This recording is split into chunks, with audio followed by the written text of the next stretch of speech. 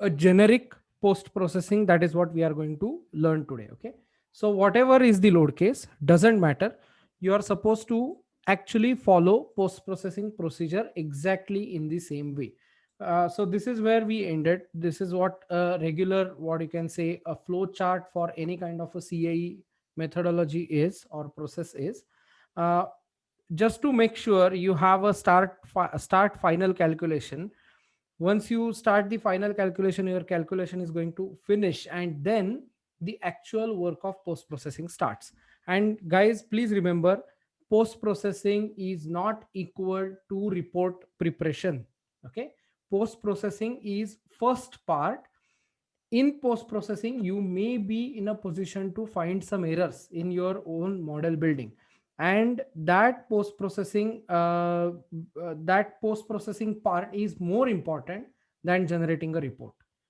Are you getting my point? So the important aspect is, don't get confused between post processing and report generation. Both are equally important, but report generation is more important at the stage of delivery.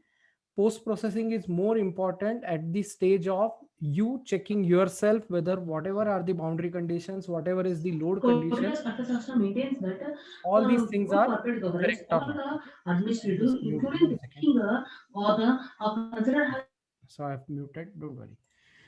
Fine. Okay, so let's create a simple chart like this.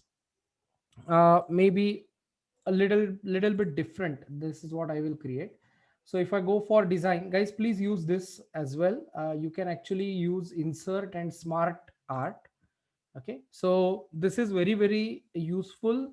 I think I told you this earlier also, but this automatically adjusts the text size, text font, and the space remains as it is. Okay, so it saves a lot of manual time. That's why I just recommended.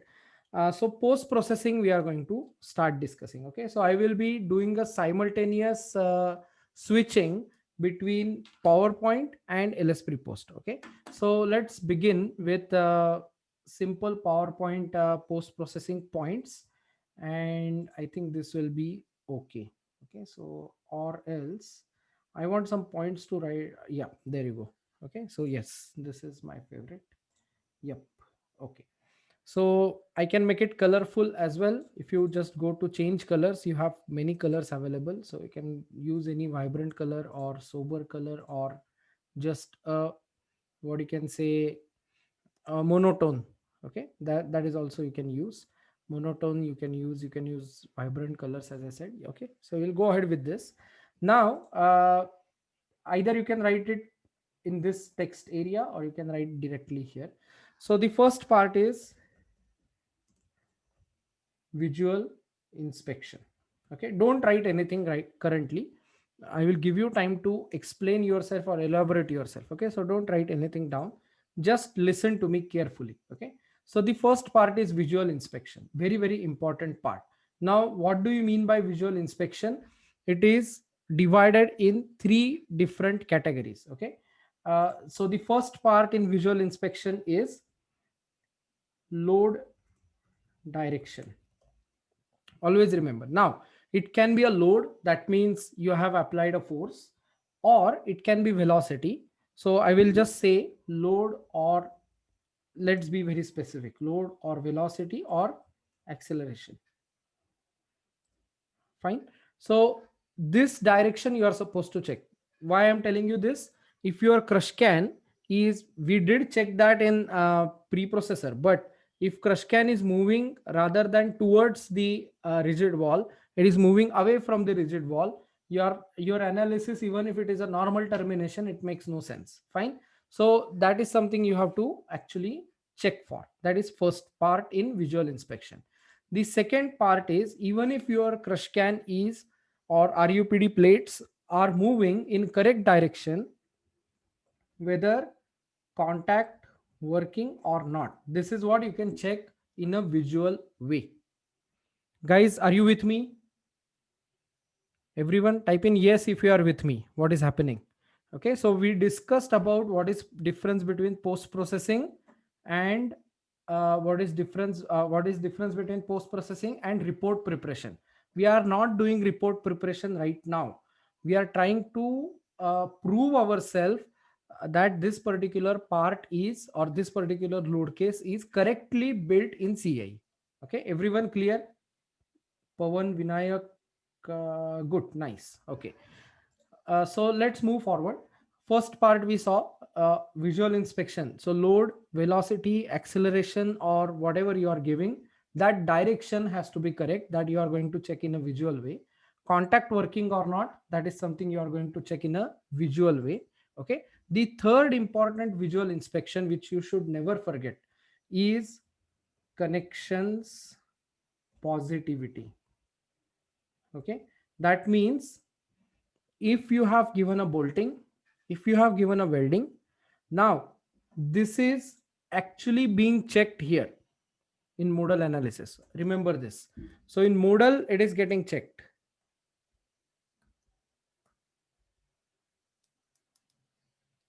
One second, guys. My pen since yesterday is behaving weird.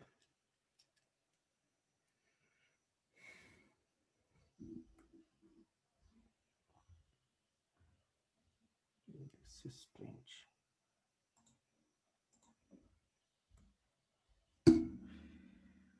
Hmm.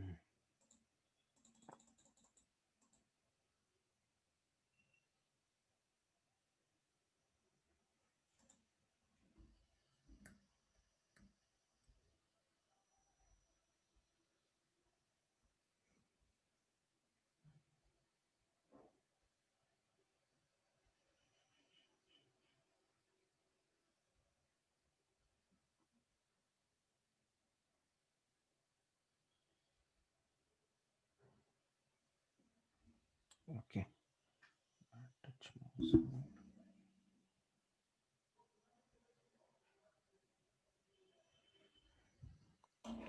I have to debug it. That's fine. Okay, so I'll just skip the pen part. Okay, so the part which we are discussing right now is connections positivity. That means whether all connections are working fine or not, that we are anyway checking in modal analysis. Okay, so once everything is done, connectivity is done, we are doing a modal analysis to check whether everything is in correct connectivity or not. Okay, that's one part, but still there is possibility that your connections are not working correctly in explicit dynamic calculation. So in implicit they may be working, and in implicit they are not working. So you can actually go for this particular check. So is any part is flying away, is there a welding missing, is there a part which is trying to hit onto the other part because there is no connection, or the part is rotating like this because on the other side the bolts are missing, rigids are there, but in between there is no bolt. That is something which you are supposed to check for. Okay, so there is going to be load, velocity, acceleration, that is direction we are going to check, contact we are going to check, and connections we are going to check. This completes first part of our post processing section, which is visual inspection. Okay, the second part is energy balance. Okay, and in energy balance we are supposed to go for rather than energy balance, I will just rename it to check using graphs. Okay, check using graphs or check using time history. So typically, see guys, graph is a it can be a very layman's word. The explicit dynamic people typically use this phrase. So let's try using this. It is called as th plot or time history plot. Okay, so what do you mean by time history? It is nothing but time dependent, whatever it is, it's going to be time dependent, and which is actually always the case in event of explicit dynamics. So even if you are checking velocity or force, in case of RUPD you are checking force, in case of, and that is with respect to time. In case of in case of crush can, you are checking velocity, right? In case of wheel impact also you are checking velocity, right? So check using time history plot. So what check you are supposed to do?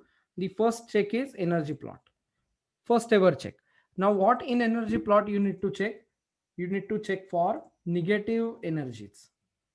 Okay, and The other check which you have to do is you need to check for total energy component. See, what is total energy? It is sum of all energies. So it has to be maximum. Total energy cannot be less than anything else. That is actually anonymous to this negative energies. If any of the energy is negative, sliding or internal, if they are going negative, your total energy will come down, and maybe internal energy is higher or kinetic energy is higher. Fine. So make sure in energy plot, without doing any animation, you can actually check what is happening. Okay. So negative energies you have to check. As I said, you have to check for total energy condition. Okay. So whether you have total energy which is maximum or not. Fine. And kinetic energy, internal energy condition. Okay. So if let's say you have an impact run and your initial kinetic energy itself is wrong in graph, so you have given some velocity but your mass was wrong, so your kinetic energy came out to be wrong, or your mass was correct and the velocity given was wrong, you got the wrong kinetic energy. This is typically the check for any kind of initial velocity calculation. Always remember this.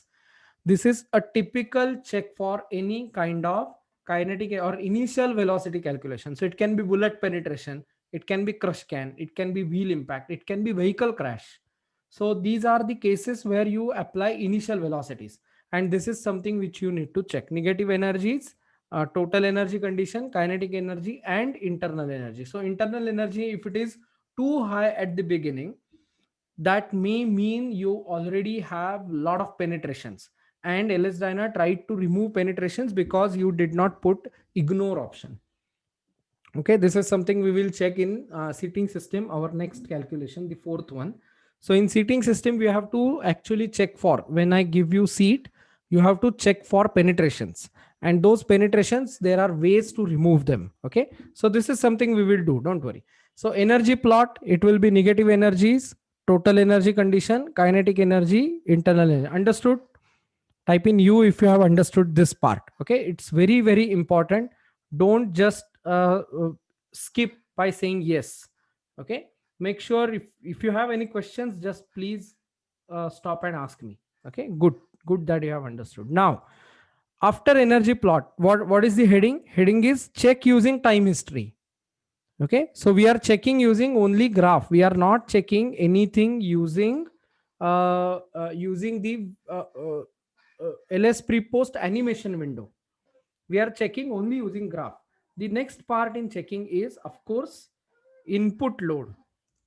Okay, input load, again the same thing, input load, input velocity, or input acceleration, if it is correct or not.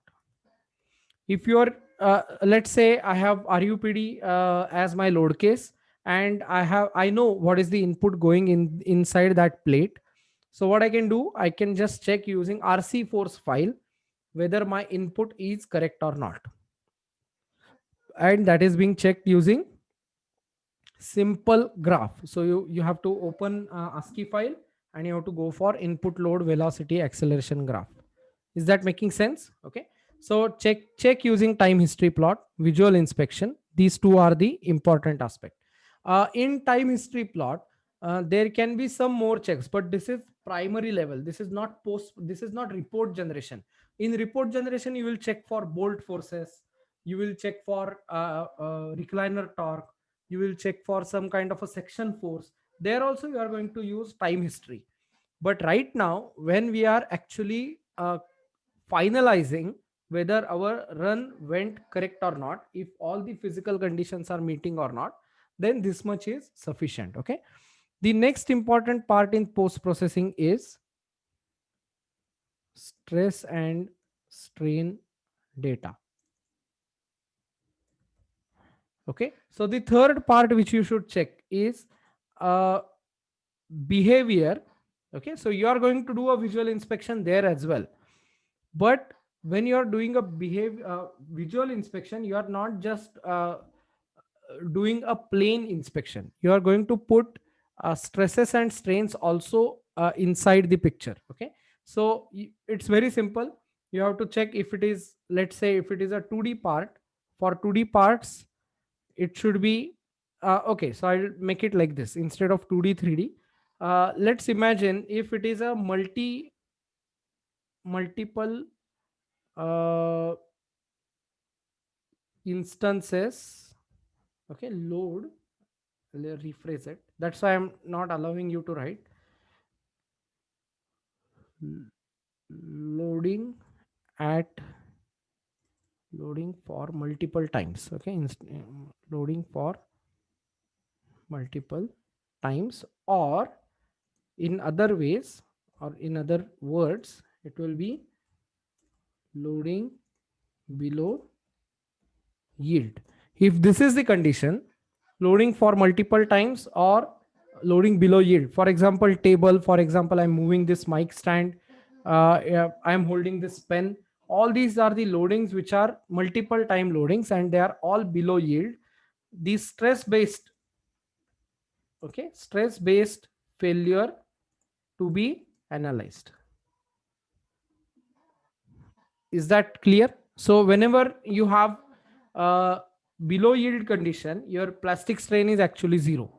Okay, there may be some kind of an elastic strain, but anyway it's going to regain its shape, so no need to check for that.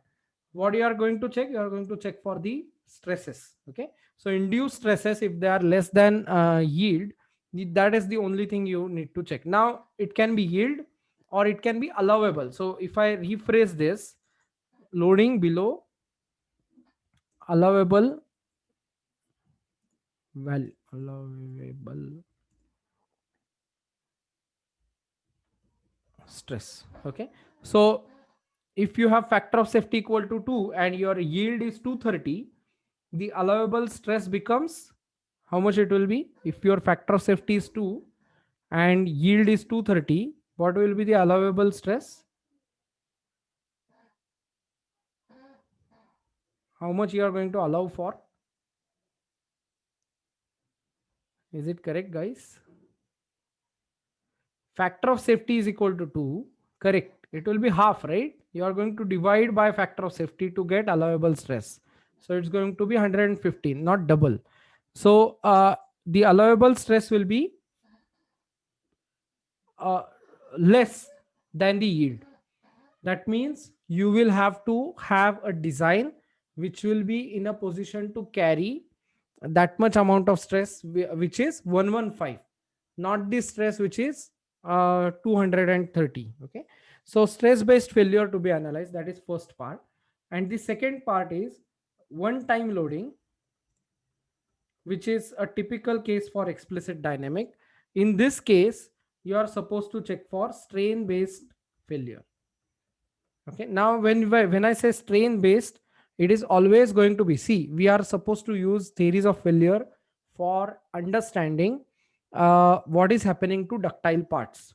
Okay, because we are doing a unidirectional tensile strength test, that's all we are doing, and we are trying to understand what happens if there are multiple directional loads.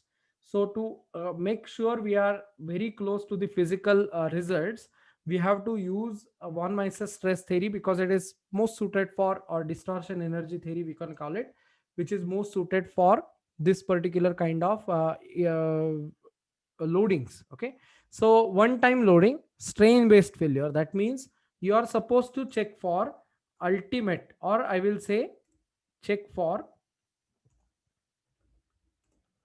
allowable strain.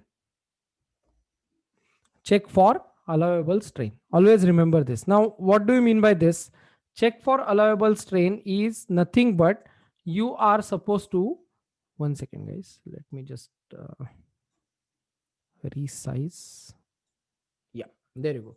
So check for allowable strain. Now sometimes it will be the ultimate strain, that means strain at break, that is what we call, or it can be a 10% lesser value or 20% lesser value which OEM will decide.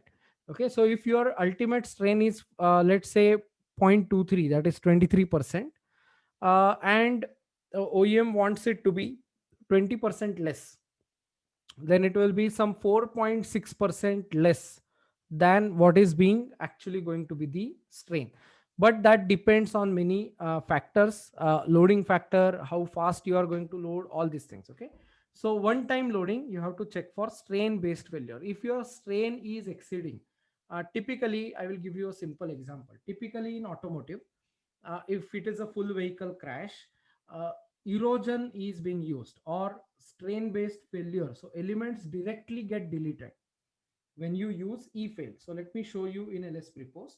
For example, if you are going to define a material and that material is actually not being defined for e-fail, then the strain, that means the element will never get deleted, it will keep on straining, it will keep on providing some or the other resistance based on the material curve. And if your material curve is ending, it will still keep on following the same slope. Okay, that's all going to happen in ls dyna. So what you guys have to do, it's very simple. You guys have to only check for what is happening, whether it is crossing the ultimate strain or not. And if it is crossing ultimate strain, that particular element or bunch of elements, then you can say that there is a possibility that there will be a tear down, there will be some kind of a tearing happening or crack getting generated, and it may fail. Typically happens near bolts, typically happens near stress concentrated areas where you have some sharp edges. And there you can give recommendation that please remove this sharp edge or please redesign this part because there is a stress concentration and the stress and strain are exceeding below the allowable limit. Okay, so this is something you can do using material definition. So if you go to keyword manager and if you go for material, so mat, yeah, there you go. And there is mat, let's say mat 24. So I'll go for piecewise linear plasticity, a simple one, plain one. Never use these. See, a top tip for you guys is never use these things because they are most of the time customer specific. So there are very few tweaks which ls dyna has done and they have incorporated for a specific customer.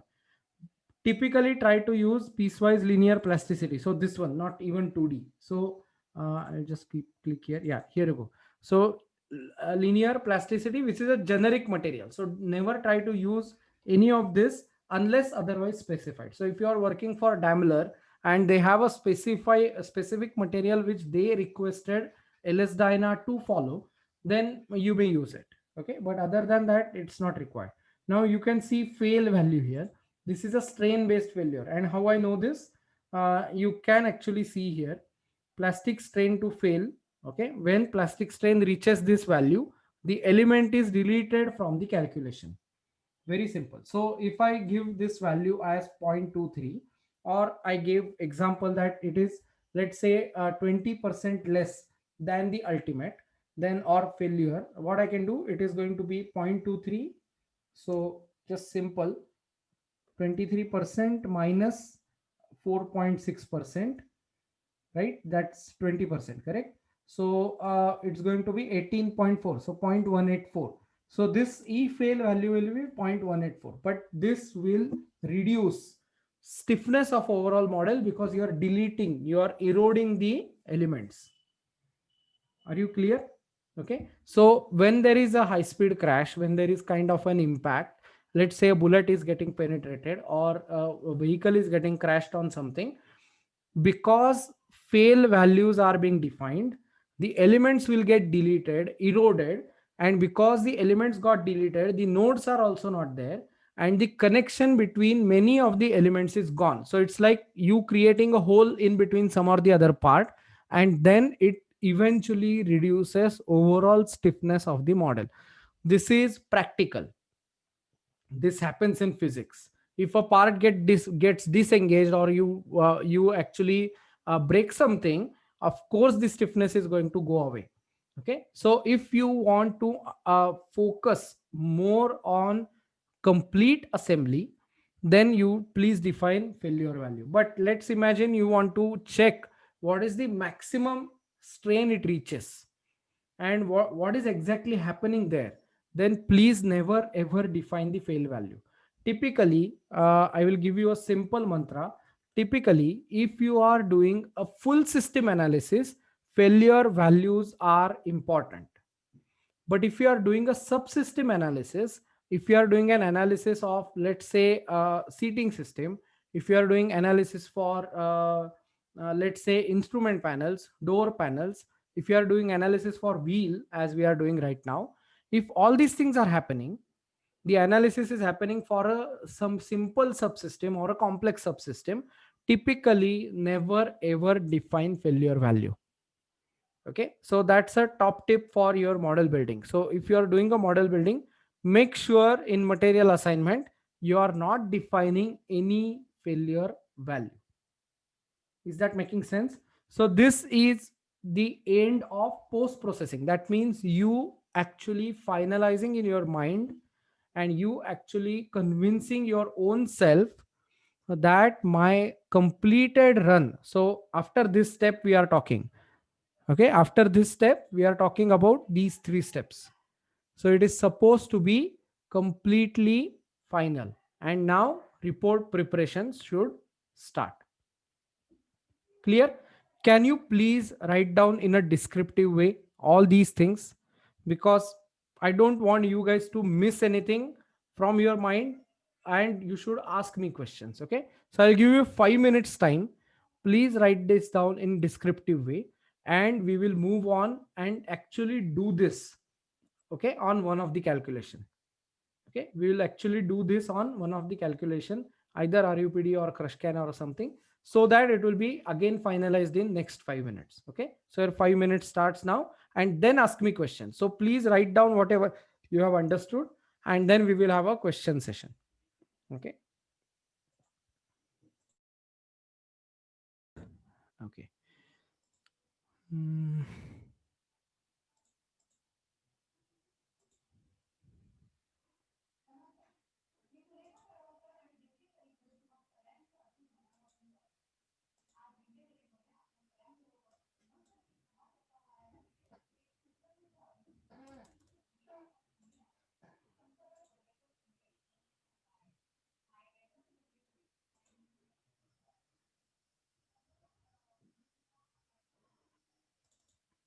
Okay, so let's open any of your batch crush can now, and let's go with Nevedan maybe. I don't know whether we did anything with the crush can. No. Okay, so we just debugged it, right? Completed crush can module. I think the debugging was done. We did not started any run there. One second. So let's go to mm,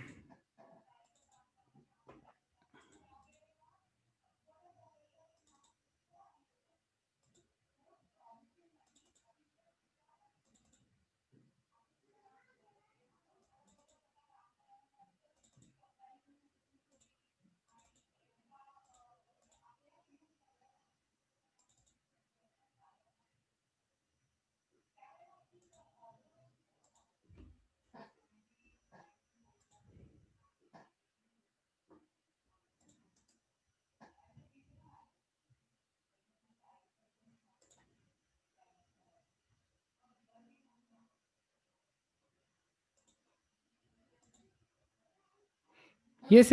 Vinayak, go ahead with the questions. Oh, one second. Yeah, I did not allow you to. Yes, please go ahead. Hello. Yes, Vinayak, I can hear you. Sir, in loading for multiple times or this one stress-based failure, we can go to how we can analyze the because of the allowable stress. We don't know FOS. Because of FOS, we come to know that 115 is the allowable stress. For No, example, no, we no. took 230 as the megapixel. No. Can you repeat your question? In stress-based Haha. we can see that where is going to be a failure by knowing the allowable stress. Is it within allowable or not? Correct. If we have a FOS Uh-huh. for any material, Yes. So but FOS how will can not. we go with this? See, FOS will be only applicable, factor of safety will be typically only applicable for multiple time loading conditions only. For dynamic loading conditions, it is really very Okay, okay. difficult to give an FOS to strain, because strain is an independent entity. Remember this. Stress is always a dependent entity. Strain is an independent entity. That's why it is always on abscissa. Okay. How can we conclude that the strain-based failure, the plastic reason we have to check or anything Yes, we have in to check for. strain-based failure? Yes, we have to check for. That's what I'm going to show you every single bit now. So if we go for, let's see, 1 second. I'll just open one of the crush can. Yeah, Here in stress-based failure, we will get the value of allowable stress. If it is exceeds allowable stress, there is going to be a failure. But how can we attain failure in stress-based? Asking. no, see, stress is always induced. Don't get confused. First of all, whatever material you are using, the stress is a parameter which is an induced parameter that depends on your loading condition. So you can easily check using, let me just show you my screen. 1 second. I'm trying to open one of the Yes, D3 plots. Let me show it on maybe Seat, because I have all those D3 plots ready. So let's go ahead and do a simple checking of one of the part of a seat. So it will be easy for you guys to understand what is happening on a complex system. Yes, there you go. Oh, okay. Yes. So let's say this is just one part. I'm sharing my screen. 1 second. Yeah. Can you guys see my screen? There is one part on screen. Correct. It's an upper rail. Okay. So this part is getting loaded in some or the other case or other way. Okay. And this is a one-time load. That means it's not multiple loading condition. Now we have stress and strain plots to be plotted. So what I can do, I can simply go to post processing section. I can go to fringe component, and now imagine this part has a failure. Okay, because it is not a multiple use case, I should never go for stress based failure. I will be directly checking plastic strain. Fine. And I will be making sure that I have defined my own range. So what will be this fringe range? This fringe range will be for entire model maybe, and I can define a minimum and maximum value by clicking on user. So what will be this value? The maximum value will be whatever is the strain which is allowed. So let's take an example of this 18.4% only, and you can make these reverse colors so that red will be on top. So this becomes 18.4. We want a second last value to be 18.4. So I can just make it 0.2. So this becomes 18%, maybe 0.21. I'm sorry, 0.21, and this becomes 18.9%. Okay, so just play around. Yeah, there you go. So whatever is red is now crossing 18.4% strain. Vinayak, are you getting my point? What is happening? Okay, I'll just click on update and done. And now once I start loading this, whatever is crossing 18.4% strain, okay, that will be shown as a red value. Okay, I can click on animate and you can actually see this. Okay, because this is now, this is not crossing 18.4%. Why? Reason is I have assumed many things. First of all, tracks are not this weak. Whatever is having a lot of strain, that is typically a weak section, that is typically a weak material. Okay, so my assignment to you guys will be, instead of adding further confusion, my assignment is very simple. I'm going to upload a full crush can model. Okay, I'm going to upload a full crush can model. That means it has all the D3 plots. Okay, it's not just PostDB file. All 6 or 7 analysis will be there. And that crush can model, you guys have to apply this template. Okay, on that crush can model, please apply this template. Don't prepare a report. Report is not required right now. So please apply this onto the CrushCAN model, and that will give you a better insight before we meet for the next session. Okay, so that way we are going to always make a good progress. Okay, so tomorrow's session I have scheduled, but let me please give me couple of hours. I'm just confirming with the other schedules. I'm not trying to mess it up. So tomorrow's session, same time, 6:30, we should meet. 6:30 or maybe 7 o'clock we should meet, and we should try to discuss about how you applied the post processing model onto the CrushCAN. Did you check for the velocities? Did you check for the energies? Did you check for the rebounding? Did you check for the loading and the strains which are happening inside the component? All these things we are supposed to check for. Okay, so this way we will always have a track on what is happening inside the simulation. Okay, so that zip file is with me. It is already on the OneDrive. I just need to share a link with you. Please download all CrushCAN D3 plots. Okay, it will have input file, it will have D3 plots and various thicknesses. So it will be perfect for you guys to apply this, and then we will be discussing about how to prepare a report. Okay, is that making sense? And of course we are supposed to do the seating system modal analysis, and we are supposed to check for RUPD, we are supposed to check for wheel impact. Okay, so all these things we are supposed to do, but this is like applicable to everything. That's why we are trying to conclude it today. Is this clear, guys? Any questions? Hello. Yes. Hello, sir. I have a question in wheel impact. Yes, Pawan. Sir, basically, when I studied that handbook that you gave, in which it was written that the distance should be 230 mm, Correct. impactor and the wheel. So Correct. while modeling in LS Prepost, the elements should be kept near the wheel, and we should be velocity, Absolutely. or should we keep it at a distance of 230 mm? No, no, no. See, if you keep a distance of 230, you are wasting a lot of time. Okay. You have to give a gravity in that case. What we are doing an initial velocity. So it's simple: kinetic energy equal to potential energy, and using root 2gh, we are finding out what is the terminal velocity just before impact. So where should we keep the impactor then? Means at what distance? Just remove the penetration. That's all. That means maybe couple of millimeter above, or maybe 3 millimeter or 4 millimeter above the wheel. That's all. Okay. Okay. Okay, no gap. Practically there should not be any gap. It's like we are directly hitting onto the wheel, but using simple physics. Okay.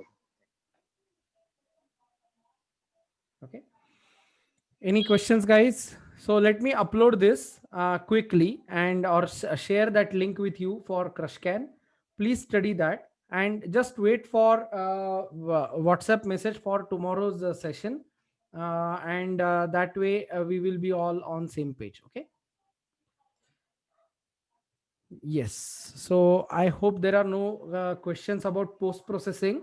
Let's meet tomorrow and discuss further on post processing. Okay, see you then, guys. I will upload this session as well.